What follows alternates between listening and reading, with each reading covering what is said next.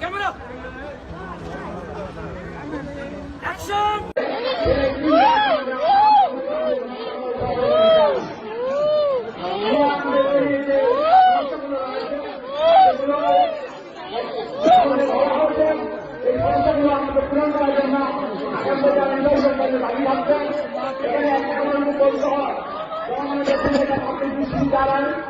সরকারি medical college আমাদের এখানে প্রধানমন্ত্রী করেছিলাম দুর্ভাগ্যজনক হয় সরকার নেতৃত্বের ব্যর্থতার কারণে আমরা যারা আজকে আমার নতুন করে ওয়াদা দিচ্ছেন তারা পূরণ করছেন তারা অতীত ছিলেন করেন নাই